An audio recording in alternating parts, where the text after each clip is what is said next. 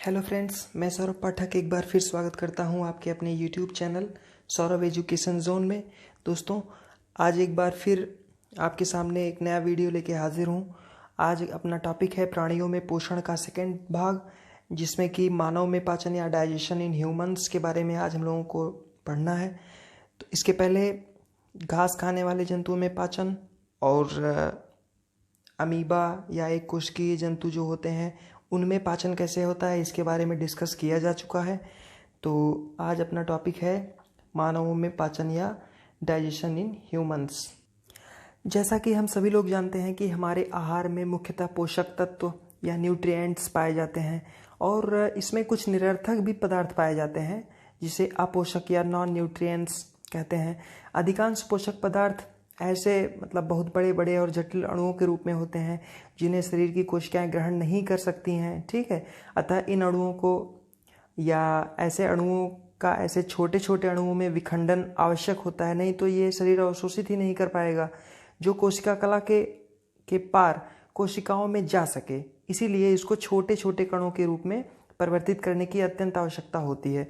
इस प्रक्रिया को भोजन का पाचन या डाइजेशन कहते हैं। ये इसके पहले वाली वीडियो में डिस्कस किया जा चुका है। ठीक है, पाचन के फलस्वरूप बने छोटे अणु जो एकदम छोटे छोटे होते हैं वो सीधे सीधे रुधिर में मिल जाते हैं, ब्लड में मिल जाते हैं। उसके बाद इनकी आवश्यकता शरीर में जहाँ जहाँ होती है, क्योंकि इसी से हमें एनर्जी प्राप्त होती है। शरीर के रख रखाव के लिए, शरीर में बन रहे और भी तमाम प्रकार की संरचनाओं के लिए इनकी आवश्यकता होती है। हम जो काम करते हैं उसके लिए भी एनर्जी की आवश्यकता होती है। तो जहाँ जहाँ आवश्यकता होती है यहीं से रुधिर द्वारा, ब्लड द्वारा ये वहाँ तक पहुँचाया जाता है। और हम लोग ये भी जानते हैं कि भोजन करने, इसमें से पोषक पदार्थों को पचाकर पृथक करने और पचे हुए पदार्थों का अवशोषण करके इन्हें रुधिर में पहुँचाने तथा भोजन के शेष निरर्थक अंश अर्थात मल के रूप में परित्याग करने में जो जो अंग काम करते हैं वे सब मिलकर शरीर का पाचन तंत्र या डाइजेस्टिव सिस्टम बनाते हैं। ठीक है, पाचन तंत्र में मुख से गुदा तक फैली एक लंबी आहार नाल, एलिमेंट्री कैनाल होती है। ठीक है, ये एक खोखली कैनाल होती है। इसमें तमाम प्रकार के ग्रंथि और अंग मिले रहते हैं। ठीक है, तथा इससे संबंधित कुछ सहायक ऑर्गन होते हैं और इसमें तमाम प्रकार के ग्लैंड्स होती हैं जो मुख गुहा कि ओरल कैविटी और ग्रसनी या एसोफेगस, आमाशय, स्टमक, छोटी आंत, स्मॉल इंटेस्टाइन, ठीक है, तथा बड़ी आंत, लार्ज इंटेस्टाइन से लेके एनस तक ये एक प्रकार का पूरा आहार नाल कैनाल होता है। इसमें सब प्रकार के ग्रंथि और सब प्रकार के ऑर्गन तमाम प्रकार के जुड़े रहते हैं। सम्मिलित रूप से इसी को हम आहार नाल कहते हैं। ठीक है, तो आइए अपने टॉपिक पे शुरू करते हैं। ठीक है, तो डाइजेशन इन ह्यूमंस, जैसा कि हम सब जानते हैं कि हम अपने मुख द्वारा भोजन ग्रहण करते हैं तथा पचाते हैं और आहार का बिना पचा हुआ भाग मल के रूप में बाहर निष्कासित कर दिया जाता है। अभी अभी मैंने ये आपको बताया, भोजन मुख गुहा से प्रारंभ होकर गुदा तक जाता है। ठीक है, इसके कई पार्ट होते हैं जैसे कि वोकल कैविटी, यानी कि इसको हिंदी में मुख गुहिका बोलते हैं, इसोफेगस या ग्रासनली या ग्रसिका, तीसरा है स्टमक या आमाशय, और चौथा है स्मॉल इंटेस्टाइन या छोटी आंत, और उसके बाद आता है बड़ी आंत या लार्ज इंटेस्टाइन, और अंत में एनस या गुदा या मलद्वार। ठीक है, ये सभी मिलकर ये यानी कि vocal cavity, oesophagus, stomach, small intestine, large intestine, anus, सम्मिलित रूप से ये सब मिलकर आहार नाल या पाचन नली का निर्माण करते हैं। ठीक है, जैसे जैसे भोजन विभिन्न भागों से गुजरता है, भोजन के विभिन्न घटकों का पाचन भी क्रमिक रूप से शुरू होता है या होने लगता है। आहार नाल से विभिन्न ग्रंथियां जुड़ी होती हैं जैसे कि सलाइवरी ग्लैंड या लार ग्रंथि, यकृत, अग्न्याशयी ग्रंथि, ये सब पाचक रस का श्रावण करते हैं। ये सब पाचन के लिए सहायक जूस प्रोड्यूस करके भोजन में मिलाते हैं। इसके बाद हमारा भोजन जो है आराम से पच जाता है। ठीक है, डाइजेस्ट हो जाता है। ये पाचक रस जटिल पदार्थों को उनके सरल रूप में बदल देते हैं। ठीक है, आहार नाल एवं संबद्ध ग्रंथियां मिलकर पाचन तंत्र या डाइजेस्टिव सिस्टम का निर्माण करती हैं, या डाइजेस्टिव सिस्टम सम्मिलित रूप से इनको कहते हैं। ठीक है दोस्तों, मैंने एक फिगर बनाया है आप लोगों को समझाने के लिए। तो इसमें देखिए, यहाँ ओरल कैविटी यानी कि ये मुंह है, और तमाम जो ग्लैंड्स होती हैं, सलाइवरी ग्लैंड या लार ग्रंथि, फेरिंग्स से लेके, ये सब यहीं स्थित होती हैं मुंह में। ठीक है, उसके बाद इसोफेगस, ये आहार नाल मतलब इसको बोला जाता है। भोजन यहीं से मुख में अंदर जाता है, उसके बाद इसी नली के द्वारा स्टमक में आके, आमाशय में आके सबसे देर तक आमाशय में रुकता है। ठीक है, ये स्टमक है। यहीं छोटा सा पैंक्रियाज होता है, पैंक्रियाटिक जूस यहाँ से निकलता है, और इसी के बगल में लीवर होता है। इसी के नीचे गॉल ब्लैडर या पित्त होता है, पित्त रस स्रावित करता है, पित्ताशय बोला जाता है। ठीक है, इसके बाद यहाँ ये छोटी आंत है, ये स्मॉल इंटेस्टाइन, ये सबसे लंबी होती है। उसके बाद यहाँ वर्मीफॉर्म अपेंडिक्स, देख रहे हैं, ये छोटी आंत है, और इसके बगल में ये वर्मीफॉर्म अपेंडिक्स होता है। और इसके बाद ये पूरा ये आपका बड़ी आंत हो गई। ठीक है, और ये वाला मलाशय या एनस, रेक्टन बोला जाता है इसको। ठीक है, तो ये सम्मिलित रूप से दिखाते हैं इसको, ये सम्मिलित रूप से पाचन तंत्र कहलाता है। ठीक है, ठीक है, पहला देखिए मुख गुहिका या बुकल कैविटी।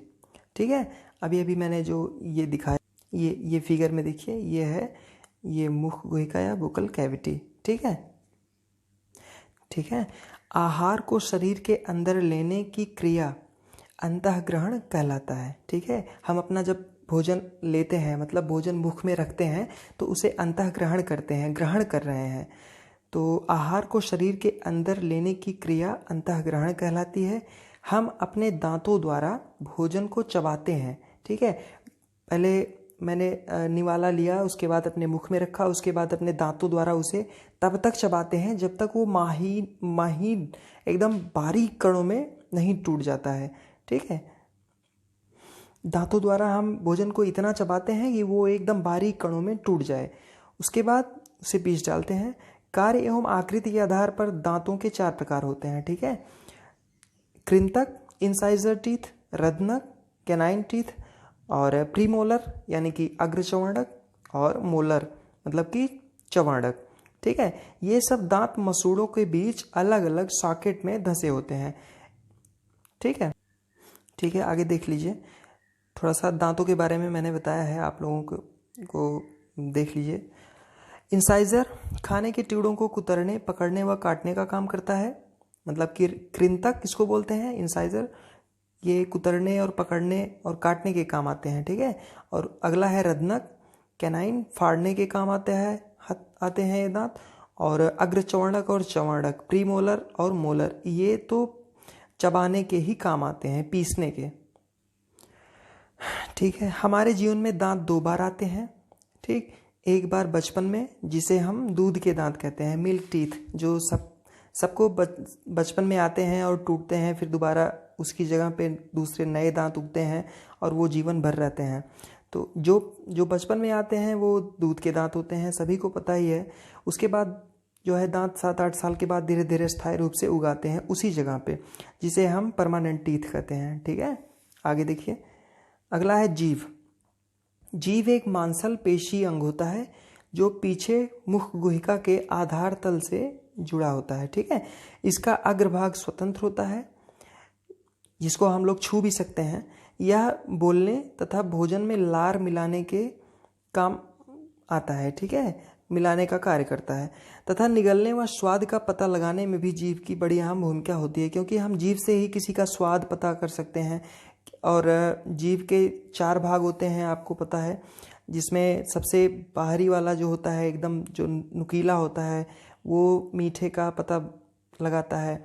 और नमकीन का स्वाद इसके बगल में होता है, छोटे छोटे रेशे टाइप के होते हैं, एक उभरी हुई संरचना होती है जीभ पे, वो उसी से हम लोग पता करते हैं। और खट्टे का, और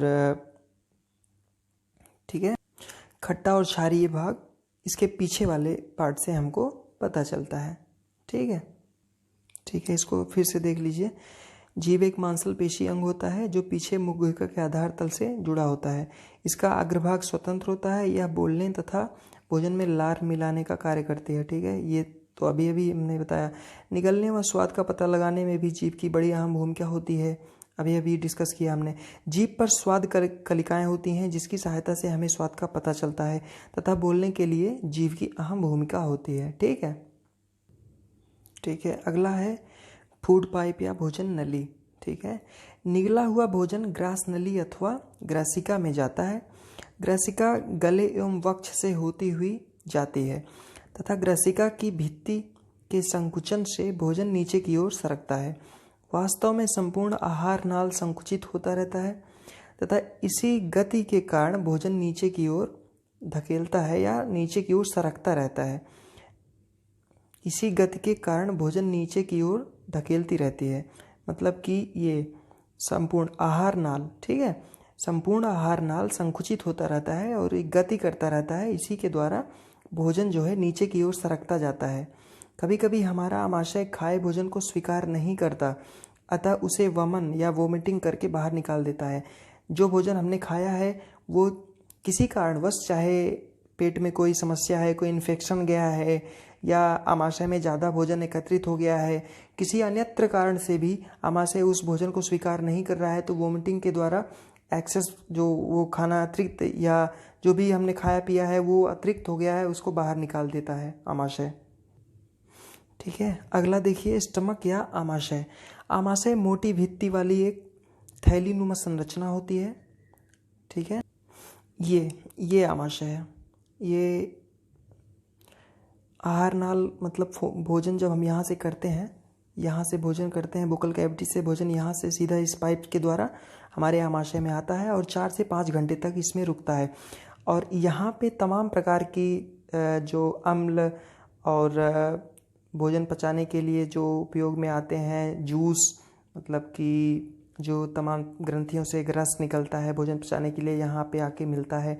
और कुछ जब ये भोजन आगे बढ़ता है, छोटी आंत में जाता है, तब आगे जैसे जैसे भोजन आगे बढ़ता है तो ये जूस और तमाम प्रकार के अम्ल धीरे धीरे इसमें मिलते जाते हैं और भोजन का पाचन होता जाता है। ठीक है, यह चपटा एवं जे की आकृति का होता है। यह आहार नाल का सबसे चौड़ा भाग है। यह एक ओर ग्रसिका या ग्रास नली से खाद्य प्राप्त करता है तथा दूसरी ओर छोटी आंत में खुलता है। आमाशय का आंतरिक सतह श्लेष्मल या इसमें HCl या हाइड्रोक्लोरिक एसिड पाया जाता है तथा पाचक रस स्रावित करता है। ये इसमें हाइड्रोक्लोरिक अम्ल भी पाया जाता है और ये पाचक रस का स्रावण भी करता है। श्लेष्मल आमाशय के आंतरिक सतह को सुरक्षा भी प्रदान करता है। यह HCl अनेक ऐसे जीवाणुओं को नष्ट कर देता है जो भोजन के साथ चले आए हैं। ठीक है, साथ ही यह माध्यम को अम्लीय बनाता है जिसके पाचक रसों को क्रिया करने में सहायता मिलती है। ठीक, पाचक रस, जठर रस प्रोटीन को सरल पदार्थों में विघटित कर देता है। मतलब ये हो गया कि आमाशय में हाइड्रोक्लोरिक एसिड पाया जाता है HCl, और ये हमारे भोजन के साथ हम हमारी आँखों से, हम अपने आँखों से ऐसे छोटे छोटे बैक्टीरिया या वायरस होते हैं जिसको हम देख नहीं सकते हैं। ठीक है, तो आमाशय में HCl का काम यही रहता है कि हम अपने भोजन के साथ जो ऐसे अवांछनीय बैक्टीरिया या वायरस को अपने अंदर ले लिए हैं खाने के माध्यम से, उसको ये यहीं पे मार देता है, आगे बढ़ने नहीं देता है। ठीक है, तो इसलिए इसका बहुत ही महत्वपूर्ण वर्क होता है शरीर में। और साथ ही साथ ये भोजन को अम्लीय भी बना देता है जिससे पाचन में आसानी होती है। अगला देखिए, अगला है स्मॉल इंटेस्टाइन या छोटी आंत।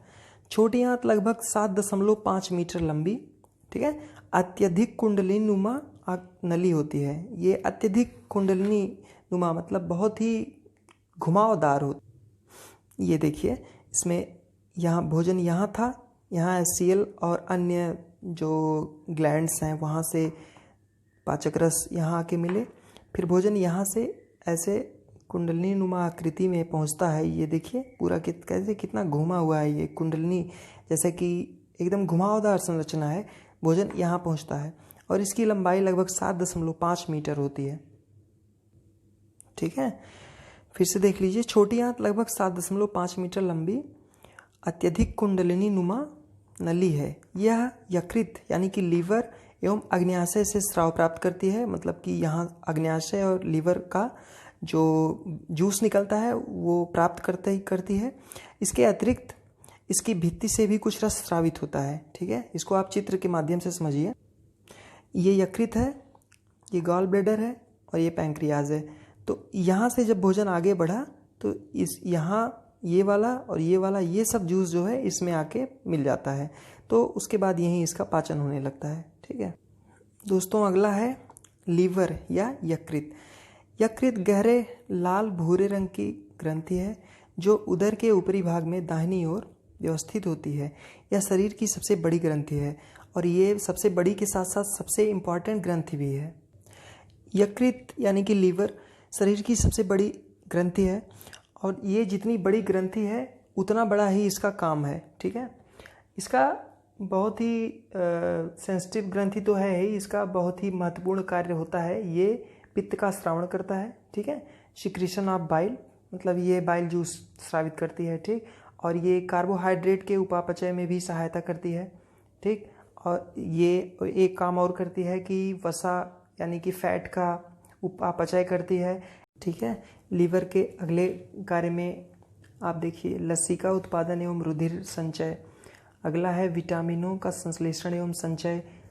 ठीक है, और अगला है जीवाणुओं का भक्षण। ये लीवर क्या करता है, रुधिर में उपस्थित हानिकारक जीवाणुओं का यकृत की कुफर कोशिकाएं, जो यकृत में कुफर कोशिकाएं पाई जाती हैं, उनका भक्षण करके इन्हें नष्ट कर देता है। ठीक है, अगला है हिपैरिन का श्रावण, मतलब हिपैरिन जो हार्मोन होता है, प्रोटीन होता है, उसका ये श्रावण करता है। और अगला है रुधिर की प्रोटीन्स का संश्लेषण भी ये करता है। ठीक है, अगला है अकार्बनिक पदार्थों का संग्रह, मतलब कि लौह के अतिरिक्त तांबा आदि का ये यकृत कोशिकाएं संचय करती हैं। अगला है रुधिराणुओं का निर्माण एवं विखंडन। ठीक, और बहुत महत्वपूर्ण वर्क है इसका विषैले पदार्थों का विषहरण, अर्थात आंत में उपस्थित जीवाणु बैक्टीरिया भी होते हैं, अभी मैंने बताया भी था इसको। और ये कुछ विषैले पदार्थ भी बनाते हैं जो यकृत मतलब लीवर निर्वाहिका शिरा के द्वारा रुधिर में मिलकर यकृत में पहुंच जाते हैं। ठीक, लेकिन यकृत क्या करता है कि ये इन कोशिकाएं जो होती हैं इनमें इनको ये विष को है, जो इसका विष है वो नष्ट कर दिया जाता है, निष्क्रिय कर दिया जाता है। तो इतना महत्वपूर्ण कार्य हमारा लीवर, हमारा यकृत करता है। ठीक है, अब यकृत के बारे में इतनी चर्चा हुई ही है तो इसके बारे में थोड़ी सी जानकारी और मैं देना चाहता हूँ।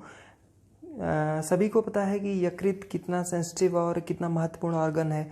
तो यकृत के ऊतक यानी कि इसकी कोशिकाओं में जब क्षति होती है ये या डैमेज होने लगती हैं तो इसी को हम यकृत शोथ, हिंदी में यकृत शोथ कहते हैं या हिपेटाइटिस कहते हैं। ठीक, यह क्षति कुछ वायरसों के संक्रमण से अथवा कुछ दवाओं के या कुछ विषैले पदार्थों लाइक शराब वगैरह, आप लोग समझ गए होंगे, तो इनके पदार्थों के सेवन से ये इनकी जो यकृत की मतलब लीवर की जो कोशिकाएं हैं ये डैमेज होने लगती हैं। ठीक है, इसके फलस्वरूप पहले मतलब शुरू में जॉन्डिस होता है, पीलिया रोग हो जाता है। ठीक है, और इसका सबसे बड़ा वजह तो आप लोग जान ही रहे हैं कि शराब जो मदिरा पान लोग करते हैं। और हिपेटाइटिस बहुत ही खतरनाक बीमारी है, बढ़ता ही जा रहा है। तो ये तीक्ष्ण यकृत शोथ की दशा को सिरोसिस कहते हैं, मतलब कि जब लीवर फेल होने की कंडीशन में पहुंच जाता है तो उस अवस्था में लीवर सिरोसिस कहते हैं। आगे देखिए, अगला है पित्ताशय या गॉल ब्लैडर। ठीक है, यह पित्त रस स्रावित करता है जो एक थैली में संग्रहित होता रहता है जिसे हम पित्ताशय कहते हैं। यह गॉल ब्लैडर पित्त रस का सबसे ज़्यादा बड़ा काम होता है कि ये फैट का पाचन करता है, यानी कि वसा को पचाने में यह अपनी महत्वपूर्ण भूमिका निभाता है। अगला देखिए, अग्न्याशय है पैंक्रियास। तो अग्न्याशय हल्के पीले रंग की बड़ी ग्रंथि होती है। यह आमाशय के ठीक नीचे स्थित होती है। फिगर से देखिए आप। ठीक है, ये हो गया आमाशय और इसी के ठीक नीचे ये पैंक्रियाज, ठीक है। ये इसके बगल में ऊपर ये देखिए लीवर है और इसी के नीचे छोटा सा ये गॉल ब्लैडर स्थित है, ठीक है, ठीक है। हाँ, तो अग्न्याशय से निकला रस कार्बोहाइड्रेट एवं प्रोटीन पर क्रिया करता है तथा उन्हें उनके सरल रूप में परिवर्तित कर देता है, ठीक है। आंशिक रूप से पचा भोजन जब छोटी आंत के निचले भाग में पहुंचता है जहां आंत रस पाचन क्रिया को पूर्ण कर देता है, ठीक है, तथा कार्बोहाइड्रेट सरल शर्करा जैसे कि ग्लूकोज में परिवर्तित हो जाता है तथा जो फैट होता है वसा, ये वसा अम्ल एवं ग्लिसरॉल में प्रोटीन एमिनो अम्ल में परिवर्तित हो जाता है, ठीक है। आगे देखिए, अगला है छोटी आंत में अवशोषण या absorption in the small intestine. ये पचा हुआ भोजन अवशोषित होकर आंत यानी कि इंटेस्टाइन की भित्ति में स्थिर रुधिर कोशिकाओं या रुधिर वाहिकाओं में चला जाता है। इसी क्रिया को अवशोषण या एब्जॉर्प्शन कहते हैं। आंत में भीतर की तरफ उंगली के समान संरचना उभरी होती है जिन्हें हम दीर्घरोम अथवा रसांकुर कहते हैं, ठीक है। दीर्घरोम पचे हुए भोजन के अवशोषण हेतु तल क्षेत्र बढ़ा देते हैं। प्रत्येक दीर्घरोम में सूक्ष्म रुधिर वाहिकाओं का जाल फैला होता है। दीर्घरोम की सतह से पचे हुए भोजन का अवशोषण होता है, ठीक है, तथा यह सीधे रुधिर वाहिकाओं में चला जाता है, ठीक, ये सीधे रुधिर वाहिकाओं में चला जाता है, ठीक है। आगे देखिए, अवशोषित पदार्थों का स्थानांतरण रुधिर वाहिकाओं द्वारा शरीर के विभिन्न भागों तक होता है, ठीक है। जो छोटी आंत में जो भोज्य पदार्थ या विटामिन्स और जो भोजन करने के बाद एनर्जी वगैरह मिलती है वो छोटी आंत से जब अवशोषित होती है तो सीधे ब्लड में जाती है, उसके बाद पूरे शरीर में स्थानांतरित हो जाती है जहां उनका उपयोग जटिल पदार्थों को बनाने में किया जाता है। इसी प्रक्रम को, ठीक है, इसी प्रक्रम को स्वांगीकरण या डिसऑर्गेनाइजेशन कहते हैं। कोशिका में उपस्थित ग्लूकोज का विघटन O2 यानी कि जल की सहायता से CO2 एवं H2O में हो जाता है। CO2 कार्बन डाइऑक्साइड, जल H2O में हो जाता है और ऊर्जा मुक्त हो जाती है, ठीक है। और भोजन का वह भाग जिसका पाचन या जिसका अवशोषण नहीं होता वह बड़ी आंत में भेज दिया जाता है, ठीक है। अगला देख लीजिए, बड़ी आंत या बृहदांत या लार्ज इंटेस्टाइन। बड़ी आंत छोटी आंत की अपेक्षा चौड़ी एवं छोटी होती है। यह लगभग 1.5 मीटर यानी कि 1.5 मीटर लंबी होती है।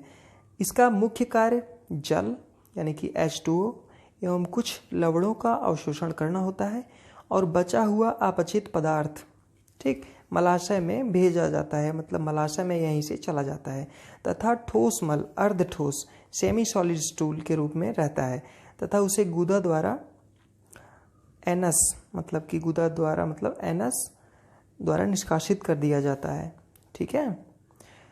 तो आज के वीडियो में बस इतना ही। आई होप कि मैं आप लोगों को अच्छे से समझा पाया हूँ। तो अगर आप लोगों को मेरा वीडियो अच्छा लगा है तो प्लीज़ वीडियो को लाइक कीजिए, दोस्तों के साथ शेयर भी कीजिए और चैनल को सब्सक्राइब करना बिल्कुल ना भूलिए। और दोस्तों इसके बाद मैं इस पर कुछ इम्पॉर्टेंट क्वेश्चन भी दूंगा जो इस वीडियो में मैं नहीं दे रहा हूं क्योंकि वीडियो ऑलरेडी थोड़ा लंबा हो गया है। तो मिलते हैं नेक्स्ट वीडियो में। थैंक यू और जय हिंद जय